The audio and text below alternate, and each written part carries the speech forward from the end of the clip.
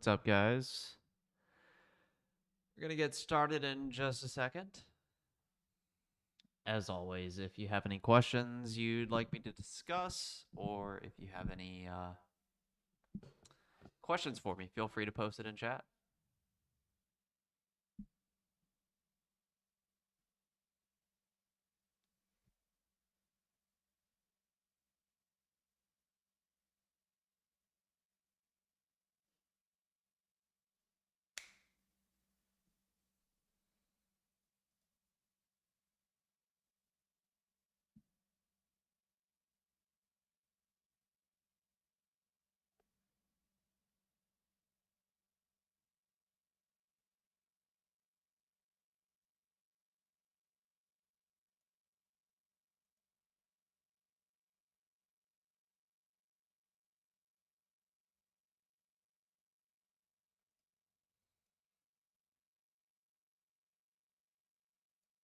All right, let's get this party started. Something is up with my audio. I'm not sure what's going on. Maybe that'll help a little bit. Trying to turn it up a bit on my end. But yeah, it is October 10th. This is, what is it? Episode number 11. Did I do that right? I might have messed this up. Give me just 1 second. I might have forgot to change the number here. I did. This is episode number 12 of the Sunday live stream. My apologies for that. But yeah, I hope you guys are having a good Sunday afternoon. I know I am. Before we get started, let me let you guys know. First off, please subscribe to the channel and like this video if you want to support this channel in any way. That would be the number one way to do it, and it would be greatly appreciated. Here we go. Also, one thing I want to share with you guys, if you are looking to get into shape, if you are trying to, add some meat to your arms, like I've done over the past few years, I've released my free book, Bodyweight Basics, Fundamental Exercises and Equipment for Home Workouts. That is me about 3 months ago maybe now. So yeah, that book is completely free. I just posted it in chat. If you are interested in getting in shape and you want to know some exercises that you can do at home if you don't want to go to a gym, feel free to download that book. That is another way to support me, and that will get you on the right track. So, yeah, give that book a download. And if you're not in shape, get in shape. You should be doing it. If you're a guy, you're trying to get the ladies, get in shape. It helps. If your mind doesn't feel right, if you feel anxious, depressed, working out helps. Seriously, it's one of the best things I've ever done in my life was finally deciding I'm going to start working out. It has made my life better in every imaginable way. So it is something I would definitely recommend you guys do. And now that I've done that journey and I'm still on that journey, I decided to share some of my tips with you guys. So, yeah, give that book a download. Link in the chat. Let's see here. All right. So, when I used to post, when I used to post YouTube videos on this channel and when I used to do my podcast, one thing that I would often talk about is the relationship that the tech industry has with race. This is something that's talked about quite frequently because the media and even people within the tech industry, depending on your political leanings, most likely liberal, tries to paint the industry as one that is very racist, one that racist and sexist, I should say. You know, they look at the demographics of tech, they look at the demographics of the industry. They see that most of the people in tech are men. They see that most of the people in tech are white and Asian. And they conclude that because of these demographics, the industry must be racist. When that is obviously far from the truth. There's, first of all, tech attracts a very specific type of person. To want to write code all day, that is a very, I guess, weird thing to want to do, but it attracts a very specific type of person. And it so happens that a lot of those people are predominantly men. I think there are a lot of reasons why women don't want to be programmers. But of the people that do want to be programmers, a lot of those are men. And even if you look at most men, a lot of men don't want to be programmers. But they oversimplify the demographics of the industry and say that, well, look around. It's mostly men, it's mostly white and Asian. They kind of skip over that, which we're going to get to in a second. And they conclude it must be racist and it must be sexist. But we all know that's not true. And one of the first signs that something was up here, right, was the James Damore Google memo. When they published the media hit pieces on that, they left out a lot of the science.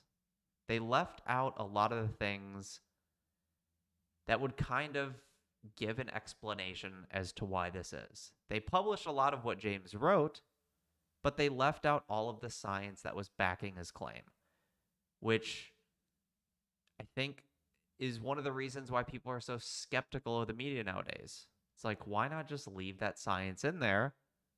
Let the average viewer take a look at it. Let the average reader take a look at it and decide for ourselves. If it's junk science, then we'll say it's junk science. If it's not, it's not. But rather than show you the science that he was using to support his claim, rather than address it head on and say, hey, this is why this is wrong, this is why this science doesn't support the claim that James is trying to make, they just avoided it entirely. Right? That's what they did. And this was also coming from somebody who was actually trying to give some ways to increase the diversity of the industry. But they don't actually want to dig into why this is. They don't want to look into this. There's supposedly a problem, but if they really wanted to find out why this problem existed, I think they would dig into it a little bit more. And one of the reasons why they should dig into this a little bit more is because of Asians. John Brown says, I'm a developer in Silicon Valley. Tech is heavily Jewish, but you never hear them say there are too many Jews in tech. Exactly. Exactly. Jews are another good example. Thank you, John. So we can add Jews to this mix as well. So let's add Jews and Asians to this mix. Asians are the big one because everybody kind of knows that. You can look at somebody and pretty much tell they're Asian, right? It's a little bit harder if they're Jewish. Like, I didn't know Gal Gadot was Jewish until very recently. But you look at me, you're like, hey, that guy's probably got some Asian in him. It's okay. That's fine. You can make those assumptions. But they don't want to dig into this. Because you can't have these two narratives exist at the same time. You can't say that tech is very racist and very sexist, but then have a bunch of Asians in the industry. And it's not like it's just one country in Asia. It's not like it's just Japanese people or just Korean people or just Chinese people. You have all of those, and you have like Indians are very dominant within the industry. Also, there are lots of different white people in the industry. There are a lot of European people. There are a lot of Russians, Ukrainians. Like, there's a lot of diversity in the industry, but they just ignore that entirely. rather than say, hey, we thought tech was racist. But when we look at it, and specifically when we look at the tech departments within tech companies, let's exclude sales, let's exclude customer support, all of that, HR. Asians are actually doing very well. They're actually overrepresented in tech companies. That should be the question that we're asking. That should be like, hey, there's a bit of an outlier here. We thought tech was racist. Asians are kicking ass. What's that all about? Oh, and also, even amongst Asians, there's actually a pretty good number of Asian women in tech roles. They ignore all of that. And the way they ignored it was coming up with a new term. Does anybody really think they don't know what they're doing here? Rather than referring to minorities as minorities, they came up with a new term, underrepresented minorities. As if nobody would ask, like, hey, what does that mean? What does underrepresented minority mean? If you take minorities, who is in underrepresented minorities that's not in minorities? Oh, only Asians? Oh, imagine that. So they don't want to dig into this because there might be some uncomfortable realities that they have to face here. Now, it started in tech. That's where it started. We just pretend like they're not there. We pretend like they're not overrepresented within the industry. We pretend like they're not out earning whites in a racist country known as the United States of America. Ignore all of that. We'll just use the term underrepresented minorities. But at least when it was happening in tech, at least you're dealing with adults, right? I can kind of stomach that. We're adults. We can have this conversation. They might not want to have the conversation, but people like me will make noise. People like me will continue to ask this question, continue to tweet fucking people who work at Google who are like, we're not excluding anybody from our job postings at Google. And I'm like, well, why are you not allowing Asians to apply for this? Oh, we're not excluding them. We're just being inclusive to these other groups. Like, what the fuck kind of goofy logic is that? That's actually something I've had somebody tell me. I think his name is, let me find him just because I actually want to call this guy out. What is his name? I thought it was Jake Archibald. This is who it is. Can't find the tweets right now, but this guy, Jake Archibald, he and I went back and forth one time. Of course, like I said, they're probably more liberal-leaning people. He has him in his bio. Says a lot. But he posted a link to some role that they had at Google one time, and it was specifically for underrepresented minorities. And I, asked them, hey, why are you guys excluding people from this job posting? He's like, what are you talking about? I'm like, well, you're allowing anybody to apply for it unless they're white or Asian. He's like, no. We're not excluding anybody. We're being inclusive to these other groups. Like, what the fuck kind of mental gymnastics do you have to jump through to actually think you're not excluding anybody from that job posting? Anyways, for the longest time, this was tech. I could deal with it if we were talking about adults. But now it has actually moved on to elementary school kids. Elementary school children are now being affected by this. De Blasio, to phase out New York City gifted and talented program. The mayor unveiled a plan to replace the highly selective program, which has become a glaring symbol of segregation in New York City public schools for incoming students. It will be up to a successor to implement it. The language that they use here, my God. How can they use this honestly? That it is a glaring symbol of segregation. See, I went to a 7th grade school, my 7th grade school when I was in Alabama. One of the things that they told us was that way back in the day, and I mean way back in like the 50s or whatever the hell it was actually, I think it was an all-black school. That was the school where all the black kids went. And then all the white kids went to another school. That is segregation. They're literally saying, hey, what color are you? Okay, you go over there, you go over there. We're keeping you guys separate. That is segregation. This, gifted programs, that is not segregation. Unless New York City schools do it differently, which nothing in this article, nothing I've seen in all of the schools I went to in my life would lead me to believe that it's segregated. It's based on academic performance. If you do really well in math, you're like in 3rd grade, 4th grade, you're doing really well in math, they're like, you probably need to be challenged a little bit more. We're still doing multiplication. You should be doing algebra. So you're going to go to this class, right? That's how it works. That is not segregation. That is merit-based performance that puts you into a different classroom. That is not segregation.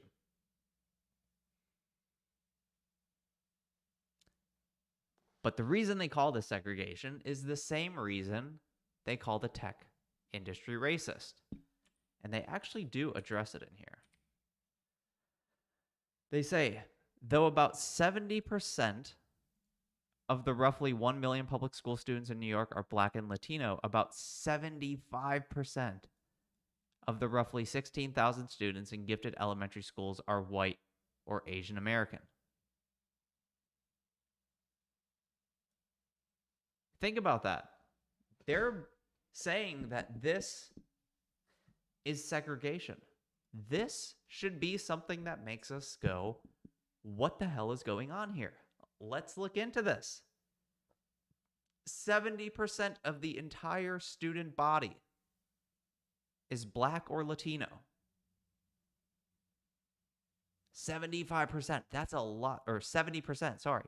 7 in 10 kids are either Black or Latino. But then you go to the gifted programs, 75% are from the remaining 30% of kids. Something's going on here. We should be looking into this. What is causing this? Is it a parenting thing? Is it outside schoolwork? Is it active parenting? Something. There should be studies done on this. That's an insane number. And if you're a conservative, if you're one of those far-right conservatives that are like, bro, it's genetic, they're born with, like, get out of my face. Like, I don't want to hear that shit either.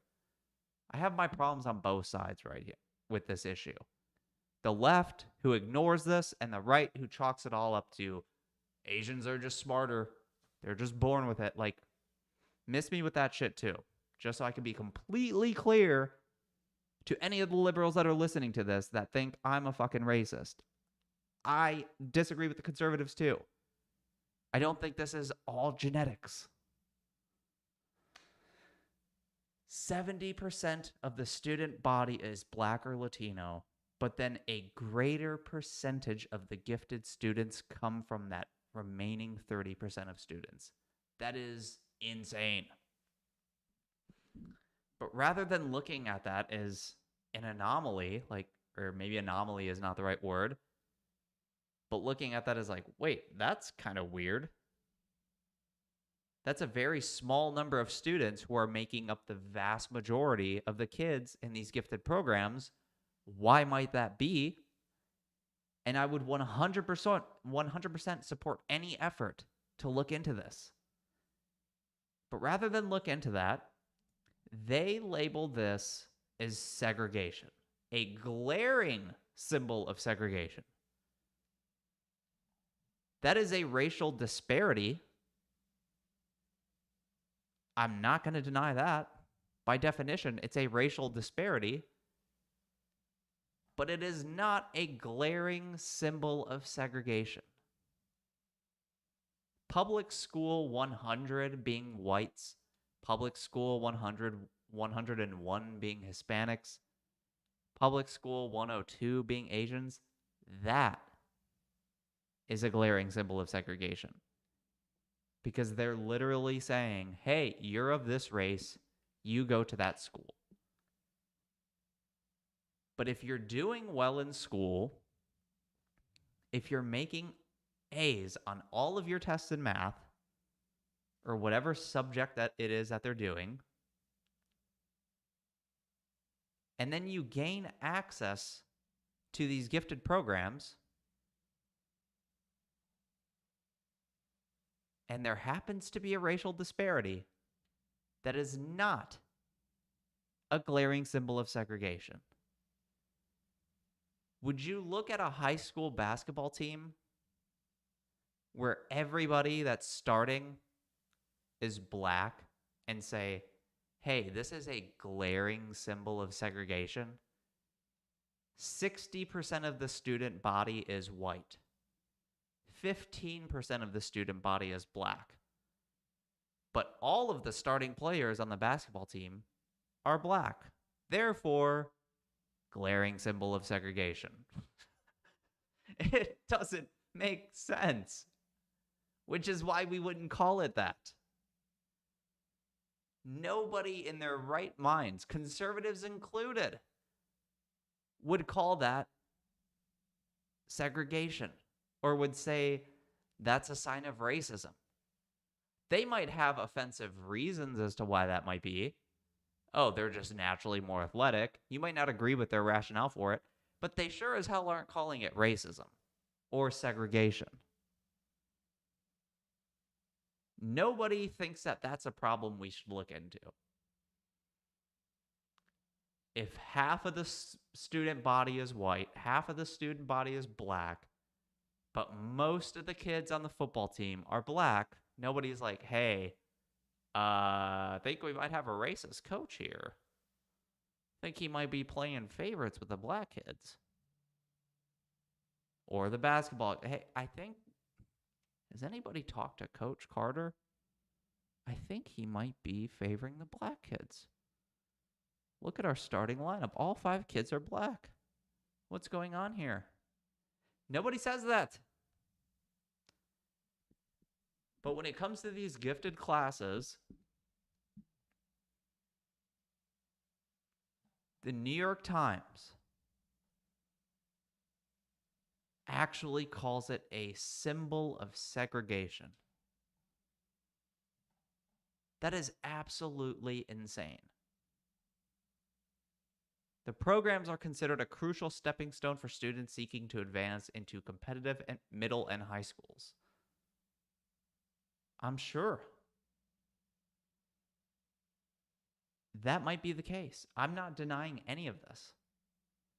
I'm not denying that being in these gifted programs helps you out when you're looking for a better middle school, a better high school, that being in the better middle and high schools leads to better opportunities for colleges. All of that might be true.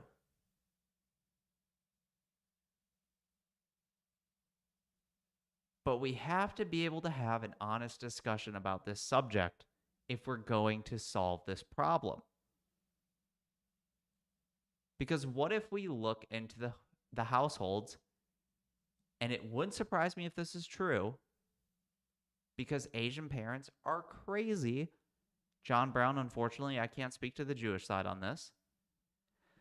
But what if we look into the Asian households here and we find out, oh, all of these Asian kids, or a lot of these Asian kids, go to school, and then they keep going to school once they're done. They go to after-school tutoring.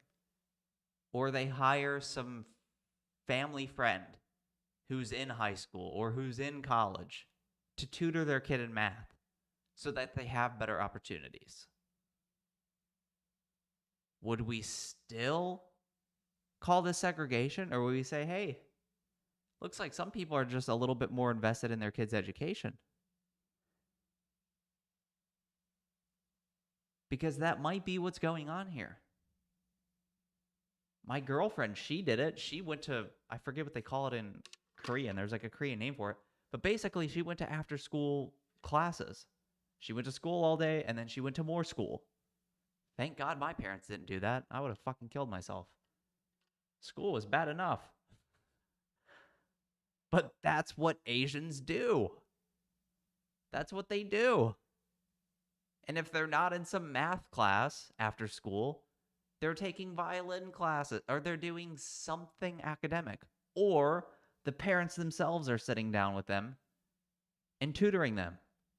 They're like, oh my God, you're in 6th grade and you're not even doing calculus yet? Pull out their calculus textbook. Guess what? You're going to learn calculus. The kid's like, Jesus Christ, can't I just play Fortnite? My friends are playing Roblox. Why do I have to do this? The kids are miserable. I'm not saying this is the way we should raise kids. But I'm saying this might be contributing to the fucking glaring symbol of segregation that we're seeing here.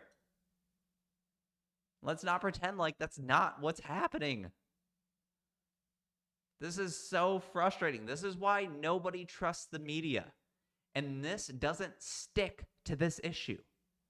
I think that's what a lot of people don't realize, is that when people read shit like this, your average American reads something like this, it trickles into their distrust of all media. It goes out into, oh, we're only going to have to lock down. Whoops, my cable's all messed up. We're only going to have to do lockdowns for 1 more month? Yeah, okay. Then they start questioning everything around COVID and vaccines and booster shots. And look, I'm not like the big fucking COVID dude, but it makes people skeptical of a lot of shit. And some people continue going down that rabbit hole so far that they stop believing anything. And then they want Facebook to control the news. We need to stop fake news. Because these people start tweeting out shit. That's crazy. And then liberals are like, hey, we can't just have average people going out on Facebook tweeting random shit or posting random shit. We need social media companies to block people posting fake news. Well, the reason they're even going down these rabbit holes is because of shit like this that they know outright just isn't true. And I think most Americans know this. Even if they're racist against Asians, that's the thing. Even if they're racist against Asians, and you show them these numbers, they won't be surprised. Like I mentioned earlier, they might have some racist rationales or like some reasons that aren't the most palatable as to why this is. They might say shit like, oh, Asians are just genetically superior to Hispanics or black people. Like, I'm not saying I agree with their reasons, but they're not surprised by this. They're like, yeah, of course the Asians are kicking ass in school. That's what they do.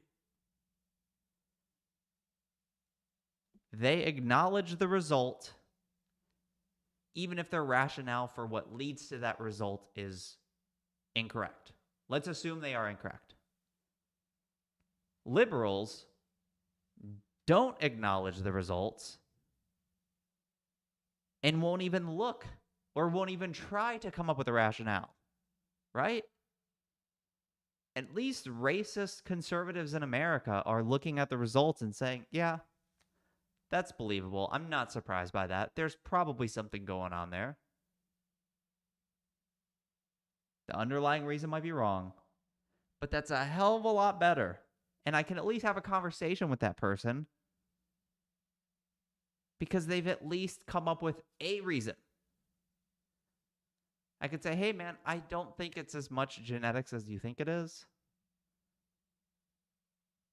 Let me introduce you to a couple of my friends and let them explain to you what their kid's life looks like after school. And then they talk to them and they're like, okay, yeah, that makes sense. I can't believe you make your kid go to school 12 hours a day, but I'm willing to believe it might be more that than genetics. Because not only are you sending your kid to school, you're paying for even more school. The liberals won't even look at it. And this does nothing but hurt all kids.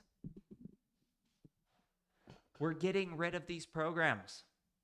This is the shitty part about having education run at a federal level.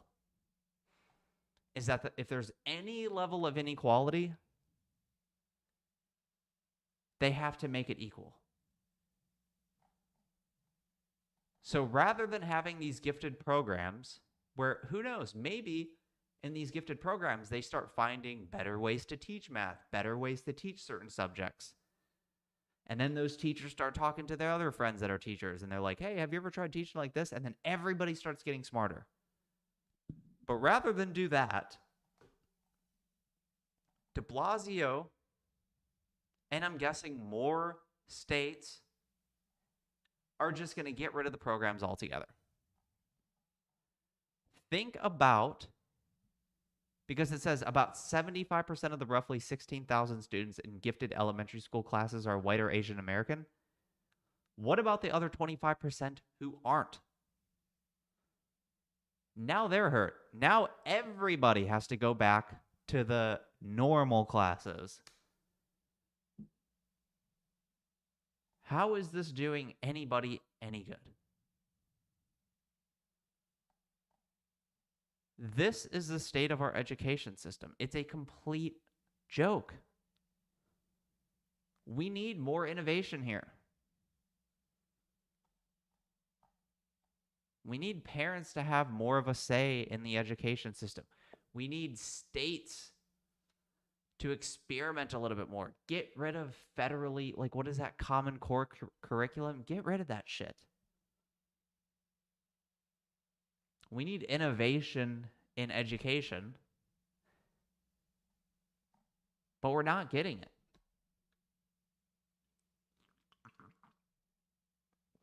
Who knows?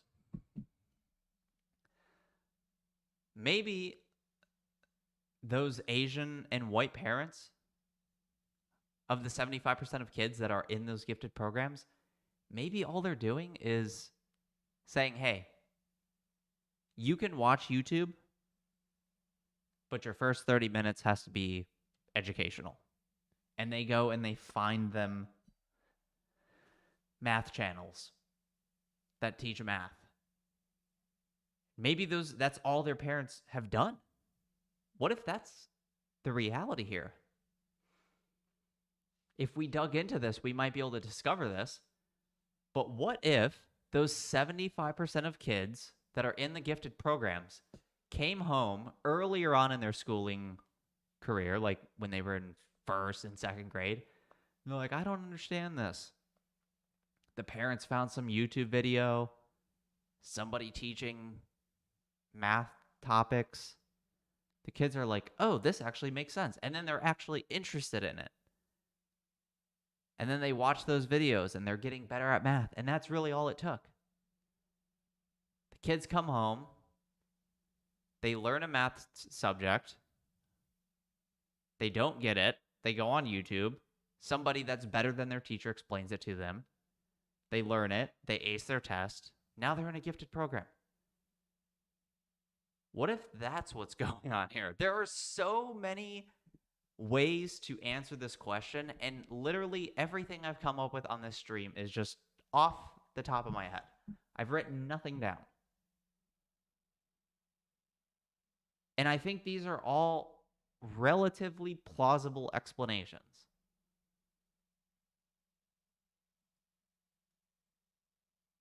But we'll never know. We'll never know because de Blasio decided it would be better to just axe the fucking program.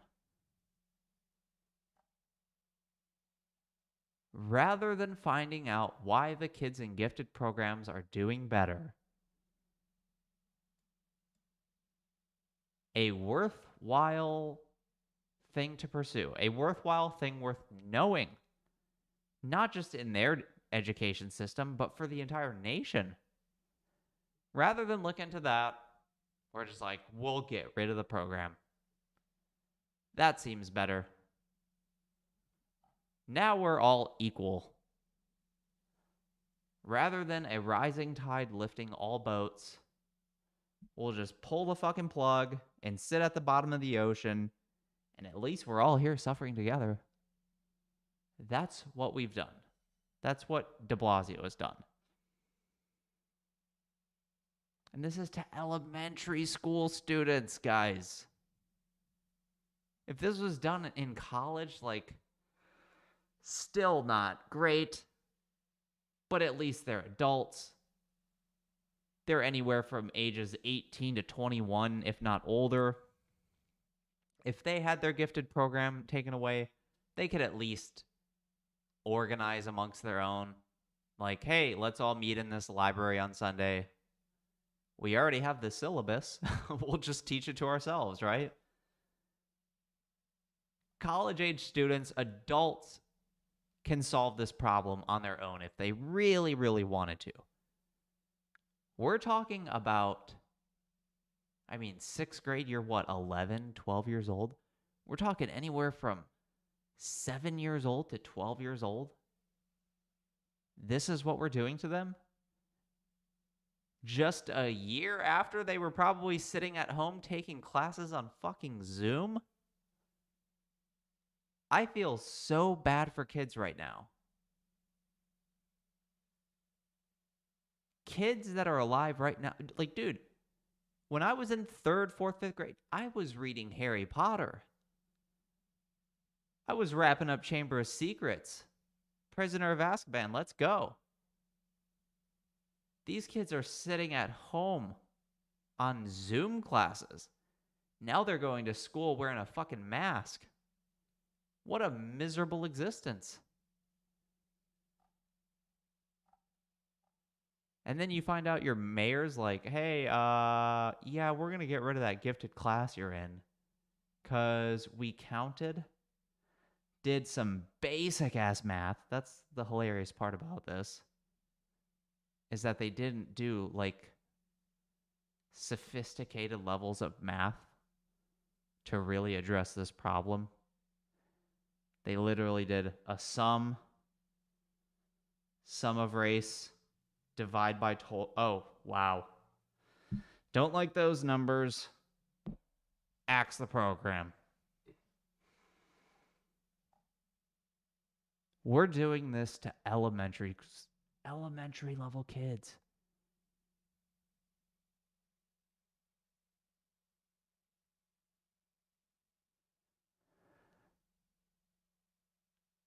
Oh, this is so sad. The mayor's earlier push to eliminate the admissions exam for the city's most elite high school failed after he announced the plan without first seeking feedback from the many thousands of Asian American parents whose children would be most affected. Yeah, you think? They're like, hey, we're the only ones being affected here. Dude, they wouldn't allow menthol jewels to be removed from the shelves. Because most, according to the fucking numbers, I don't know, because according to the stats, most people who buy menthol jewels are black. We wouldn't let menthol jewel pods be removed from the shelves because of who it affected, and that it might come across as racist. But we'll get rid of gifted programs? even though the vast majority of the people being affected by that are Asian Americans. That is insane. Oh my God.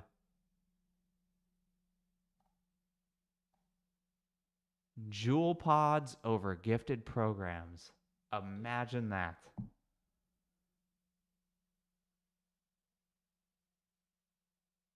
That is insane.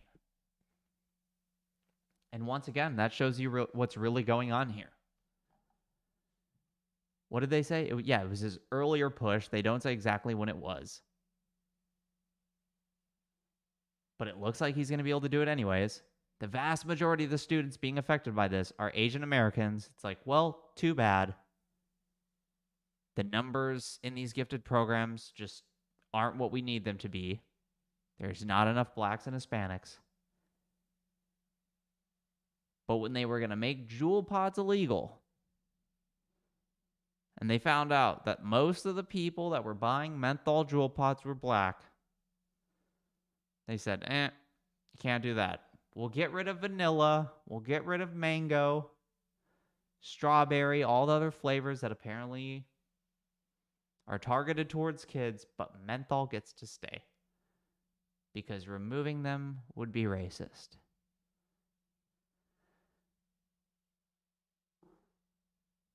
Hope you guys didn't hear that. That was a fart. This is the most insane shit ever. Hopefully, this stays in New York. Hopefully, this stays in New York and California. Every other state starts to do their own thing, be a little bit more reasonable with this kind of stuff. But if this becomes more widespread, this is just absolutely sad. And then watch what's going to happen. I'll make a prediction right now. They'll start looking at homeschooling.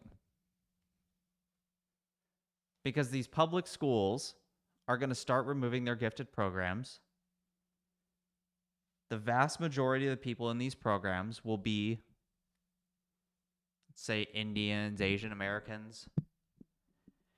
And rather than having to deal with that, rather than having to deal with their government getting rid of the gifted programs that their kids are benefiting from, they'll say, you know what?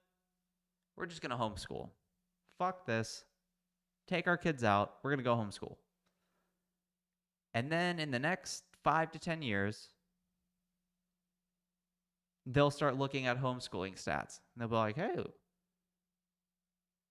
we run the numbers on homeschooling.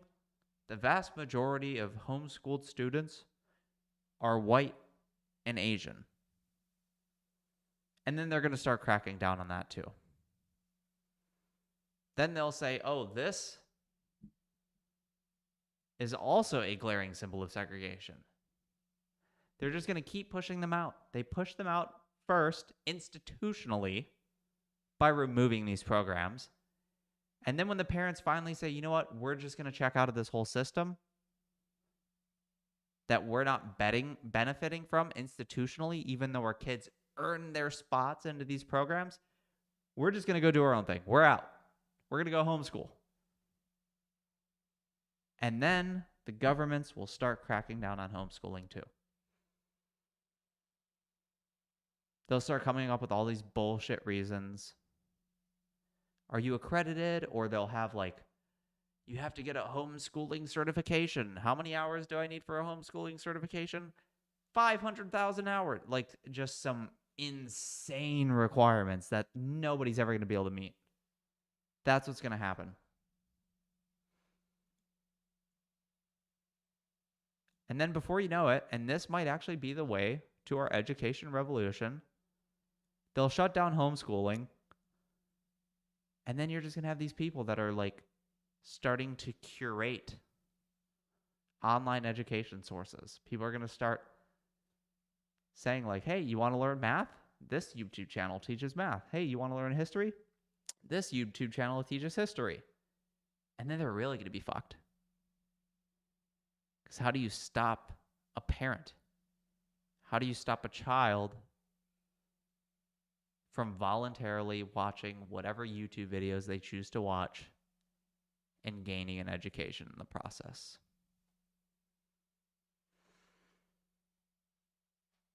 What do you guys think? Where's this all going? Let me know what you think. That's all I have for today, guys. Ranted a little bit longer on that than I thought I was going to be able to, but as you can tell, I have some pretty strong feelings about this stuff.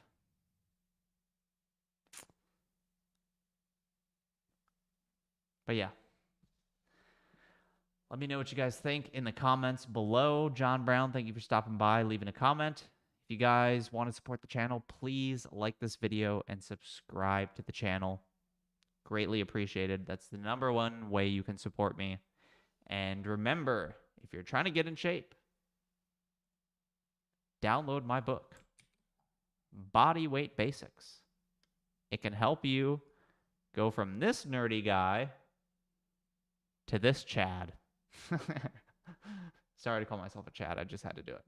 But yeah, it can help you go from this to this.